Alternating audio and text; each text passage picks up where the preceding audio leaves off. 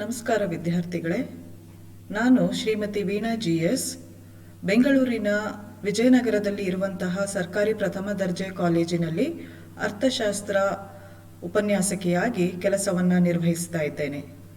ಇವತ್ತಿನ ನನ್ನ ಈ ವಿಡಿಯೋದಲ್ಲಿ ಫಸ್ಟ್ BA ಎಕನಾಮಿಕ್ಸ್ನ ಅರ್ಥಶಾಸ್ತ್ರದ ಸಿಲೆಬಸ್ ಆಗಿರುವಂತಹ ವ್ಯವಹಾರಿಕ ಅರ್ಥಶಾಸ್ತ್ರದಲ್ಲಿ 2ನೇ ಚಾಪ್ಟರ್ನಲ್ಲಿ ಬರುವಂತಹ ಆರ್ಕ್ ಮೆಥಡ್ ಮತ್ತು ಟೋಟಲ್ ಔಟ್ಲೇ ಮೆಥಡ್ ಮೂಲಕ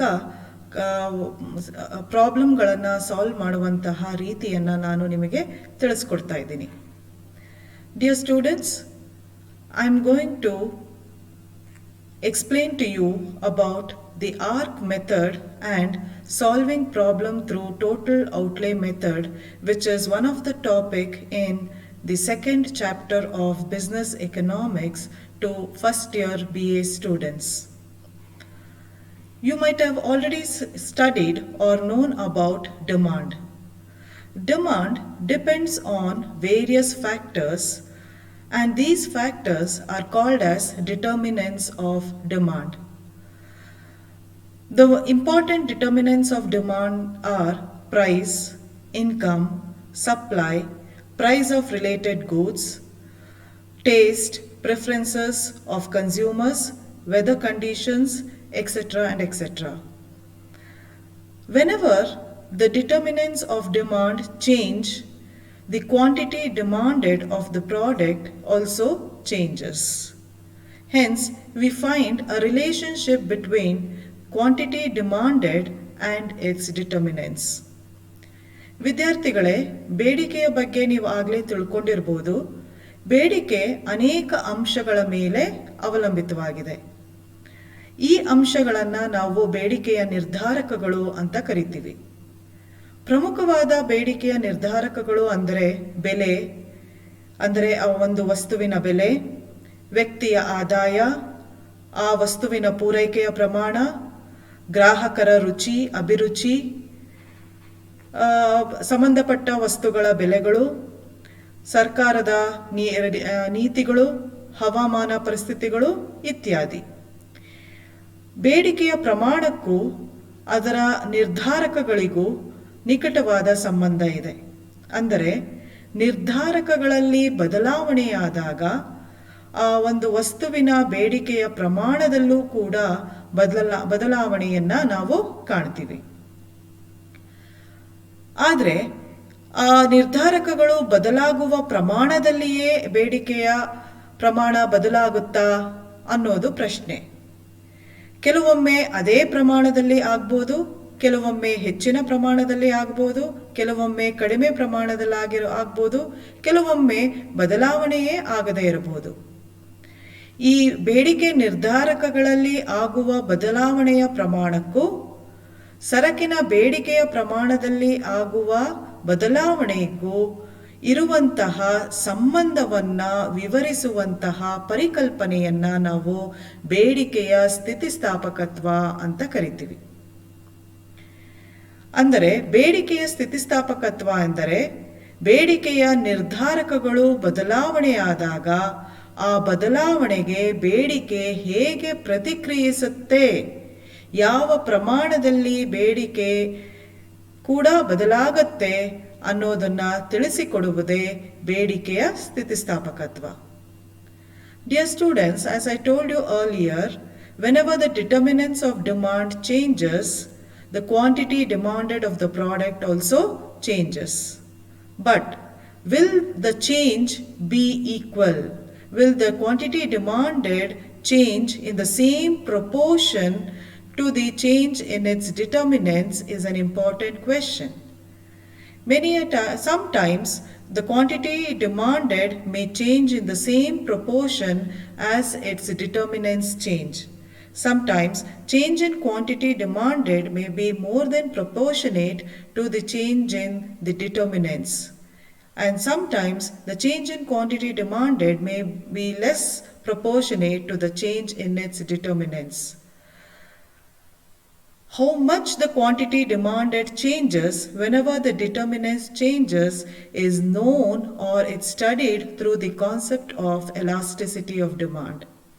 Hence, elasticity of demand can be defined as the responsiveness of change in quantity demanded to a given change in its determinants. And based on the type of determinant bringing about the change in quantity demanded, we have various types of elasticity of demand. To name some of them: price elasticity of demand, income elasticity of demand, cross elasticity of demand, etc.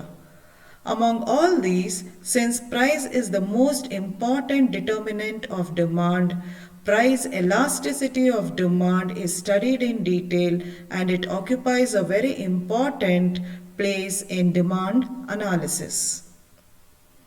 ಬೇಡಿಕೆಯ ನಿರ್ಧಾರಕಗಳಲ್ಲಿ ಯಾವ ನಿರ್ಧಾರಕ ಬೇಡಿಕೆಯ ಪ್ರಮಾಣದ ಮೇಲೆ ಬದಲಾವಣೆಯನ್ನು ತರುತ್ತದೆ ಅನ್ನುವ ಆಧಾರದ ಮೇಲೆ ಬೇಡಿಕೆಯ ಸ್ಥಿತಿಸ್ಥಾಪಕತ್ವದಲ್ಲಿ ನಾವು ಹಲವಾರು ವಿಧಗಳನ್ನು ಕಾಣ್ತೀವಿ. ಅದರಲ್ಲಿ ಕೆಲವು ಪ್ರಮುಖವಾದದ್ದು ಅಂದರೆ ಬೆಲೆ ಬೇಡಿಕೆ ಸ್ಥಿತಿಸ್ಥಾಪಕತ್ವ, ಆದಾಯ ಬೇಡಿಕೆ ಸ್ಥಿತಿಸ್ಥಾಪಕತ್ವ, ಛೇದಕ ಬೇಡಿಕೆ ಸ್ಥಿತಿಸ್ಥಾಪಕತ್ವ ಇತ್ಯಾದಿ. ಈ ಎಲ್ಲದರ ಪೈಕಿ, ಎಲ್ಲ ನಿರ್ಧಾರಕಗಳ ಪೈಕಿ ಬೆಲೆ ಬೇಡಿಕೆಯ ಪ್ರಮಾಣವನ್ನು ನಿರ್ಧರಿಸುವ ಅತಿ ಮುಖ್ಯವಾದ ನಿರ್ಧಾರಕ ಆಗಿರೋದ್ರಿಂದ ಬೇಡಿಕೆಯ ವಿಶ್ಲೇಷಣೆಯಲ್ಲಿ ಬೆಲೆ ಬೇಡಿಕೆ ಸ್ಥಿತಿಸ್ಥಾಪಕತ್ವಕ್ಕೆ ಹೆಚ್ಚಿನ ಮಹತ್ವ ಇರುವುದನ್ನು ನಾವು ಕಾಣ್ತೀವಿ. ಈ ಬೇಡಿಕೆ ಸ್ಥಿತಿಸ್ಥಾಪಕತ್ವವನ್ನು ಅಂದರೆ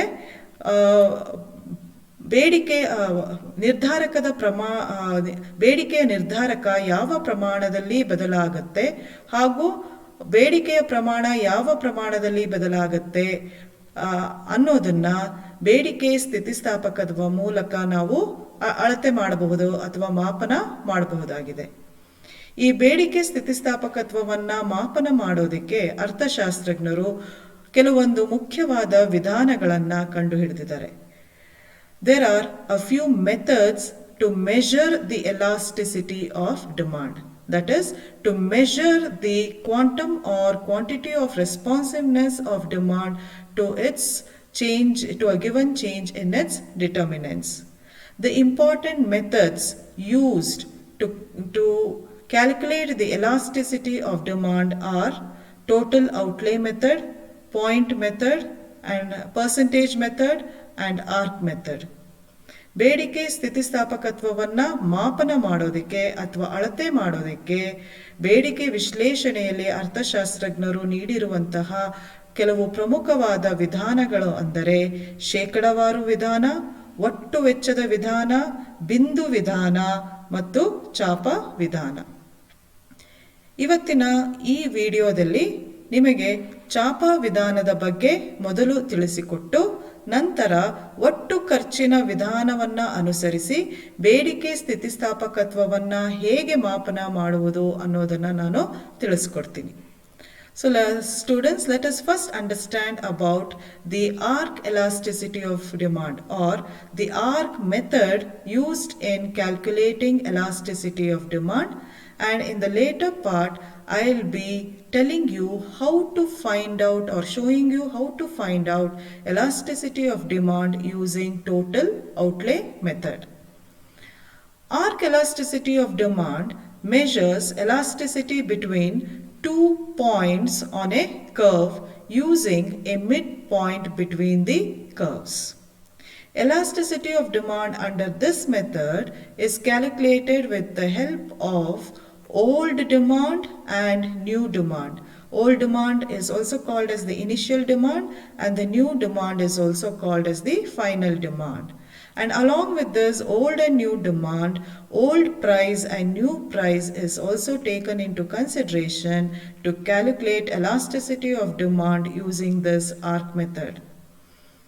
ವಿದ್ಯಾರ್ಥಿಗಳೇ, ಈ ಚಾಪ ವಿಧಾನದಲ್ಲಿ ಒಂದು ರೇಖೆಯ ಮೇಲಿನ ಎರಡು ಬಿಂದುಗಳ ನಡುವಿನ ಅಂತರವನ್ನು ಅಥವಾ ವರ್ತುಲದ ಒಂದು ಭಾಗವನ್ನು ಚಾಪ ಎನ್ನಲಾಗುತ್ತದೆ. ಈ ವಿಧಾನದ ಮೂಲಕ ಬೇಡಿಕೆ ಸ್ಥಿತಿಸ್ಥಾಪಕತ್ವವನ್ನು ಅಳತೆ ಮಾಡೋದಕ್ಕೆ ಹಳೆಯ ಮತ್ತು ಹೊಸ ಬೇಡಿಕೆ ಮತ್ತು ಹಳೆಯ ಮತ್ತು ಹೊಸ ಬೆಲೆಗಳನ್ನು ಪರಿಗಣಿಸಿ ಬೇಡಿಕೆಯಲ್ಲಾಗಿರುವ ಬದಲಾವಣೆ ಮತ್ತು ಬೆಲೆಯಲ್ಲಾಗಿರುವ ಬದಲಾವಣೆಯ ಮೂಲಕ ಈ ವಿಧಾನವನ್ನು ಅನುಸರಿಸಿ ಬೇಡಿಕೆ ಸ್ಥಿತಿಸ್ಥಾಪಕತ್ವವನ್ನು ಅಳತೆ ಮಾಡಲಾಗುತ್ತದೆ. The formula used under ARC method to measure the elasticity of demand is shown here. The formula used is change in quantity demanded divided by average quantity demanded, the whole thing divided by change in price, which is in turn divided by average price. ಚಾಪ ವಿಧಾನದ ಮೂಲಕ ಬೇಡಿಕೆ ಸ್ಥಿತಿಸ್ಥಾಪಕತ್ವವನ್ನು ಮಾಪನ ಮಾಡೋದಕ್ಕೆ ಬಳಸುವ ಸೂತ್ರ ಎಂದರೆ ಬೇಡಿಕೆಯ ಪ್ರಮಾಣದಲ್ಲಿನ ಬದಲಾವಣೆಯನ್ನು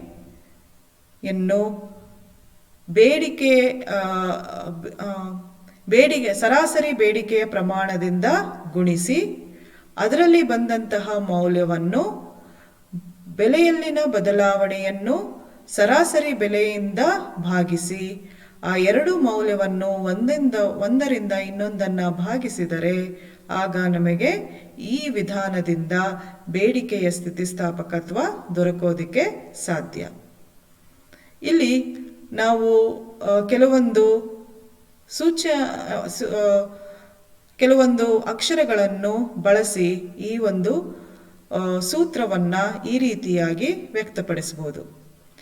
Elasticity is equal to delta Q by delta P into P1 plus P2 divided by 2, the whole thing divided by Q1 plus Q2 by 2. ಇಲ್ಲಿ ಡೆಲ್ಟಾ ಕ್ಯೂ ಎಂದರೆ ಬೇಡಿಕೆಯ ಪ್ರಮಾಣದಲ್ಲಿನ ಬದಲಾವಣೆ. ಡೆಲ್ಟಾ ಅನ್ನೋದು ಬದಲಾವಣೆಯ ಪ್ರಮಾಣವನ್ನು ಸೂಚಿಸುತ್ತೆ. ಡೆಲ್ಟಾ ಪಿ ಎಂದರೆ ಬೆಲೆಯಲ್ಲಿನ ಬದಲಾವಣೆ. P1 ಅಂದರೆ ಹಳೆಯ ಬೆಲೆ, P2 ಎಂದರೆ ಹೊಸ ಬೆಲೆ, Q1 ಎಂದರೆ ಹಳೆಯ ಬೇಡಿಕೆಯ ಪ್ರಮಾಣ, Q2 ಎಂದರೆ ಹೊಸ ಬೇಡಿಕೆಯ ಪ್ರಮಾಣ ಆಗಿರುತ್ತೆ. So ultimately the formula used under ARC method to calculate elasticity of demand is delta Q by delta P into P1 plus P2 divided by Q1 plus Q2. Delta Q denotes change in quantity demanded, delta P denotes change in price, P1 is the old or the initial price, P2 is the new or final price. Similarly, Q1 is the old or initial demand, Q2 is the new or final quantity demanded. P1 plus P2 gives the average price. P1 plus P2 divided by 2 gives the average price. Q1 plus Q2 divided by 2 gives the average quantity demanded, and ultimately the formula arises to this.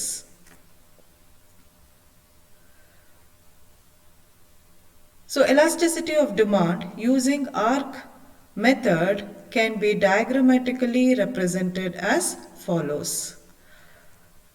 DD is the demand curve, and here we can see that when the price is at 10, quantity demanded is around 5 units. When the price decreases to 5, the quantity demanded increases to 10. Here the average change in price and quantity demanded are taken into consideration as shown in this formula, and the elasticity of demand is calculated.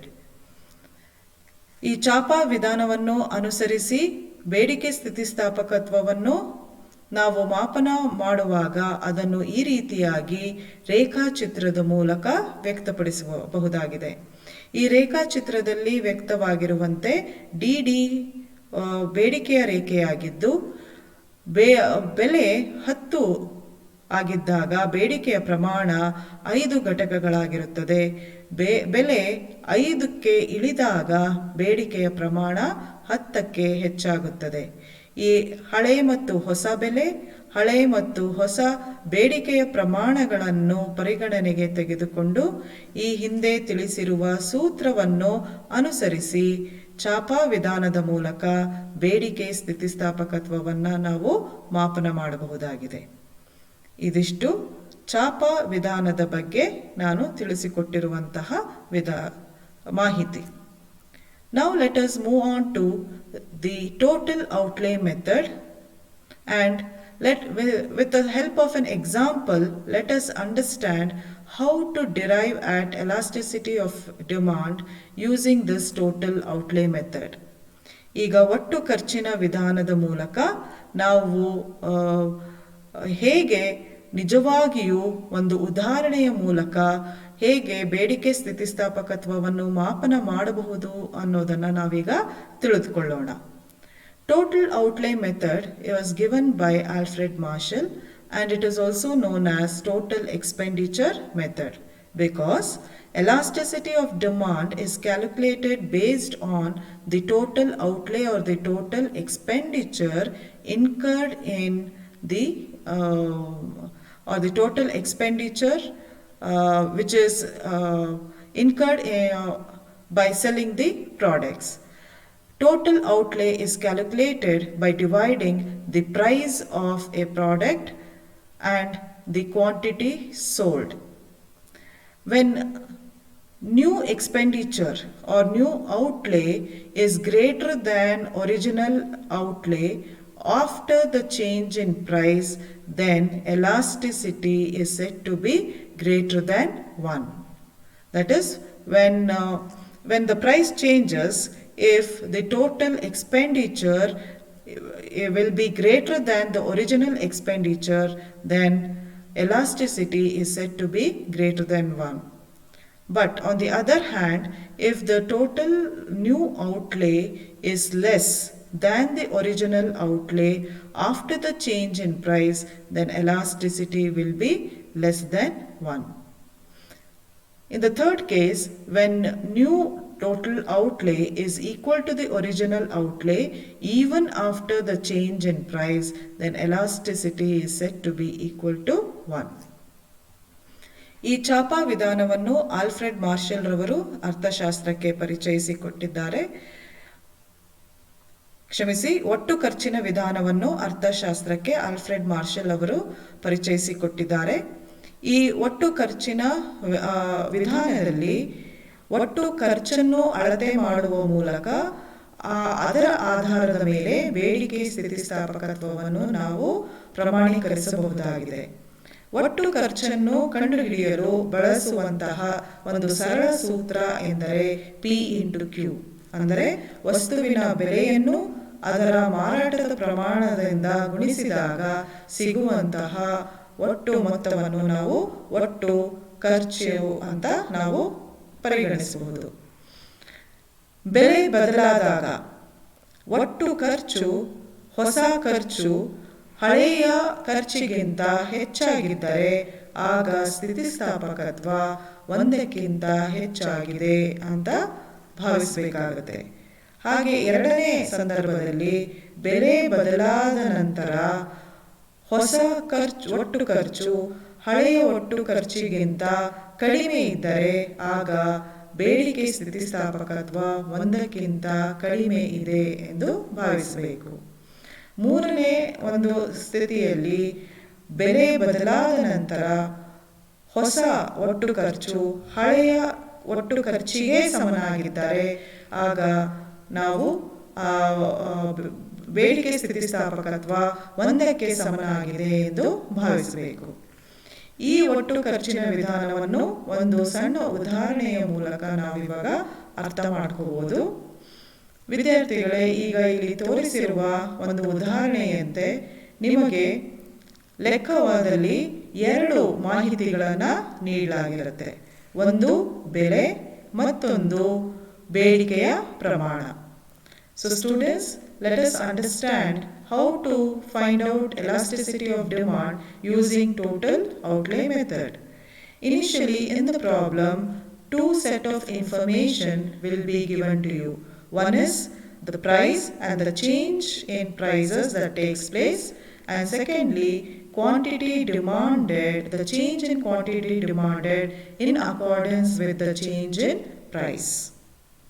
So as we see in the table, when price is at ₹10, quantity demanded is 1. When the price is rupees 9, quantity demanded is 2 quantity. Similarly, as the price decreases, we find a gradual increase in quantity demanded. So these are the two sets of information given to you. So to find out elasticity of demand, students, you have to calculate total outlay by yourself. The formula to calculate total outlay, as I told you earlier, is P into Q. When you multiply the price of the product with the corresponding quantity demanded, you get the total outlay. ವಿದ್ಯಾರ್ಥಿಗಳಿಗೆ ನಿಮಗೆ ಕೊಟ್ಟಿರುವ ಎರಡು ಮಾಹಿತಿ ಎಂದರೆ ಬೆಲೆಯ ಪಟ್ಟಿ ಮತ್ತು ಆ ಬೆಲೆಯ ಪಟ್ಟಿಯ ಬದಲಾವಣೆಗೆ ತಕ್ಕಂತೆ ಬೇಡಿಕೆಯ ಪ್ರಮಾಣದಲ್ಲಿ ಆಗುವಂತಹ ಬದಲಾವಣೆಯ ಪಟ್ಟಿ. ಈ ಎರಡು ಮಾಹಿತಿಯನ್ನು ನಿಮಗೆ ನೀಡಲಾಗಿರುತ್ತದೆ. ಇದರಿಂದ ನೀವು ಬೇಡಿಕೆಯ ಸ್ಥಿತಿಸ್ಥಾಪಕತ್ವವನ್ನು ಹೇಗೆ ಮಾಪನ ಮಾಡಬಹುದು ಅನ್ನೋದನ್ನು ಈಗ ತಿಳಿಸ್ಕೊಡ್ತೇನೆ. ಬೆಲೆಯ ಪಟ್ಟಿ ಮತ್ತು ಬೇಡಿಕೆಯ ಪ್ರಮಾಣದಲ್ಲಿನ ಬದಲಾವಣೆಯ ಪಟ್ಟಿಯನ್ನು ನೀಡಿದಾಗ ನೀವು ಮಾಡಬೇಕಾಗಿರುವ ಮೊದಲ ಕೆಲಸ ಎಂದರೆ ಒಟ್ಟು ವೆಚ್ಚವನ್ನು ಲೆಕ್ಕ ಹಾಕುವುದು. ಒಟ್ಟು ವೆಚ್ಚವನ್ನು ಲೆಕ್ಕ ಹಾಕಲು ಇರುವಂತಹ ಸರಳವಾದ ಸೂತ್ರ P ಇಂಟು Q. ಪ್ರತಿಯೊಂದು ಬೆಲೆಯಲ್ಲೂ ಇರುವಂತಹ ಬೇಡಿಕೆಯ ಪ್ರಮಾಣವನ್ನು ಗುಣಿಸಿದಾಗ ನಮಗೆ ಒಟ್ಟು ವೆಚ್ಚ ಸಿಗುತ್ತದೆ. ಉದಾಹರಣೆಗೆ ಬೆಲೆ 10 ಇದ್ದಾಗ ಬೇಡಿಕೆಯ ಪ್ರಮಾಣ 1 ಆಗಿದ್ದರೆ ಒಟ್ಟು ವೆಚ್ಚ 10 ಆಗಿರುತ್ತದೆ. ಹಾಗೆ ಬೆಲೆ 9ಕ್ಕೆ ಇಳಿದಾಗ ಬೇಡಿಕೆಯ ಪ್ರಮಾಣ ಸಹಜವಾಗಿ 2ಕ್ಕೆ ಏರಿದಾಗ ಒಟ್ಟು ವೆಚ್ಚದ ಪ್ರಮಾಣ 18ಕ್ಕೆ ಇಳಿಯುತ್ತದೆ. ಸೊ ಈ ರೀತಿ ವಿವಿಧ ಬೆಲೆಗಳ ಮಟ್ಟಗಳಲ್ಲಿ ವಿವಿಧ ಬೇಡಿಕೆಯ ಪ್ರಮಾಣಗಳನ್ನು ಪರಿಗಣಿಸಿಕೊಂಡು ಒಟ್ಟು ವೆಚ್ಚವನ್ನು ನಾವು ಲೆಕ್ಕ ಹಾಕಿಕೊಳ್ಳಬೇಕು. ಈಗ ಈ ಒಟ್ಟು ವೆಚ್ಚವನ್ನು ನಾವು ಗಮನಿಸಿದಾಗ ಈ ಮೊದಲ ಹಂತದಲ್ಲಿ ನಾವು ಇಲ್ಲಿ ಈ ಪಟ್ಟಿಯಲ್ಲಿ ಕಾಣುತ್ತಿರುವಂತೆ ಒಟ್ಟು ವೆಚ್ಚ ಹೆಚ್ಚಾಗುತ್ತಿರುವುದನ್ನು ಕಾಣ್ತೀವಿ. ಒಟ್ಟು ವೆಚ್ಚ ಹೆಚ್ಚಾಗುತ್ತಿದ್ದರೆ ಬೆಲೆ ಬದಲಾದಾಗ ಹೊಸ ವೆಚ್ಚಗಳು ಹಳೆಯ ವೆಚ್ಚಕ್ಕಿಂತ ಹೆಚ್ಚಾಗುತ್ತಿದ್ದರೆ ಆಗ ನಾವು ಆಗ ಬೇಡಿಕೆಯ ಸ್ಥಿತಿಸ್ಥಾಪಕತ್ವ 1ಕ್ಕಿಂತ ಹೆಚ್ಚಾಗಿದೆ ಅಂತ ಭಾವಿಸಬೇಕು. ಸೊ ಈ ರೀತಿ 1ಕ್ಕಿಂತ ಹೆಚ್ಚಾಗಿದ್ದರೆ ಇದನ್ನು ನಾವು ಸಾಪೇಕ್ಷ ಬೇಡಿಕೆ ಸ್ಥಿತಿಸ್ಥಾಪಕತ್ವ ಅಂತ ಪರಿಗಣಿಸಬಹುದು. ಇಲ್ಲಿ ಎರಡನೇ ಹಂತದಲ್ಲಿ ವಿದ್ಯಾರ್ಥಿಗಳೇ ಬೆಲೆ 6ರಿಂದ 5ಕ್ಕೆ ಇಳಿಕೆ ಆದಾಗ ಒಟ್ಟು ವೆಚ್ಚದ ಪ್ರಮಾಣ 30 ಇದ್ದದ್ದು ಬೆಲೆ ಬದಲಾವಣೆಯ ನಂತರವೂ 30 ಆಗಿರುತ್ತದೆ. ಅಂದರೆ ಒಟ್ಟು ವೆಚ್ಚದಲ್ಲಿ ಯಾವುದೇ ಬದಲಾವಣೆಯನ್ನು ನಾವು ಕಾಣುವುದಿಲ್ಲ. ಬೆಲೆ ಬದಲಾದ ನಂತರವೂ ಒಟ್ಟು ವೆಚ್ಚ ಬದಲಾಗದೆ ಹಾಗೆ ಇದ್ದರೆ ಆಗ ಬೇಡಿಕೆಯ ಸ್ಥಿತಿಸ್ಥಾಪಕತ್ವ 1ಕ್ಕೆ ಸಮನಾಗಿದೆ ಅಂತ ನಾವು ಭಾವಿಸಬೇಕು. 1ಕ್ಕೆ ಸಮನಾಗಿದ್ದರೆ ಇದನ್ನು ನಾವು ಸಮ ಬೇಡಿಕೆ ಸ್ಥಿತಿಸ್ಥಾಪಕತ್ವ ಅಂತ ಕರಿತೀವಿ. ಇನ್ನು ಮೂರನೇ ಹಂತದಲ್ಲಿ ಬೆಲೆ ಕಡಿಮೆಯಾದಂತೆ ಬೇಡಿಕೆಯ ಪ್ರಮಾಣ ಹೆಚ್ಚಾಗುತ್ತದೆ, ಆದರೆ ಒಟ್ಟು ವೆಚ್ಚವು ಇಳಿಕೆಯಾಗುವುದನ್ನು ಕಾಣ್ತೀವಿ. ಬೆಲೆ 4 ಇದ್ದಾಗ ಒಟ್ಟು ವೆಚ್ಚ 28 ಆಗಿತ್ತು. ಬೆಲೆಯ ಪ್ರಮಾಣ 1ಕ್ಕೆ ಕ್ರಮೇಣ 3, 2, 1 ಕಡಿಮೆಯಾದಾಗ ಒಟ್ಟು ವೆಚ್ಚ 28 ಇದ್ದಿದ್ದು 24, 18, 10 ಅನ್ನು ನಾವು ಕಾಣ್ತೀವಿ. ಅಂದರೆ ಒಟ್ಟು ವೆಚ್ಚದಲ್ಲಿ ನಾವು ಇಳಿಕೆಯನ್ನು ಕಾಣ್ತೀವಿ. ಇದು ಬೆಲೆ ಬದಲಾದಾಗ ಆಗುವಂತಹ ಬದಲಾವಣೆ. ಈ ರೀತಿ ಒಟ್ಟು ವೆಚ್ಚದಲ್ಲಿ ಇಳಿಕೆಯಾದಾಗ ಬೇಡಿಕೆ ಸ್ಥಿತಿಸ್ಥಾಪಕತ್ವ 1ಕ್ಕಿಂತ ಕಡಿಮೆ ಇರುವುದನ್ನು ಕಾಣ್ತೀವಿ. ಬೇಡಿಕೆ ಸ್ಥಿತಿಸ್ಥಾಪಕತ್ವ 1ಕ್ಕಿಂತ ಕಡಿಮೆ ಇದ್ದರೆ ಅದನ್ನು ನಾವು ಸಾಪೇಕ್ಷ ಬೇಡಿಕೆ ಅಸ್ಥಿತಿಸ್ಥಾಪಕತ್ವ ಅಂತ ಕರಿತೀವಿ. Dear students, as shown in this table, we see that as price decreases, quantity demanded increases, and we have to calculate the total outlay correspondingly. As shown in this table, when price is rupees 10, quantity demanded is 1 and total outlay is 10. As price further decreases to 9, 8 and 7, total outlay goes on increasing from 10, 18, 24 to 28. When total outlay increases as price changes, then this change or this elasticity of demand is said to be greater than 1, and when elasticity of demand is greater than 1, it is said to be relatively elastic demand. In the second level, we find that when price changes from 6 to 5, total outlay method remains same at 30. We do not find any change in total outlay in spite of the change in price from 6 to 5. In this case, the elasticity of demand is said to be equal to 1, and this type of elasticity is called as unitary elastic demand.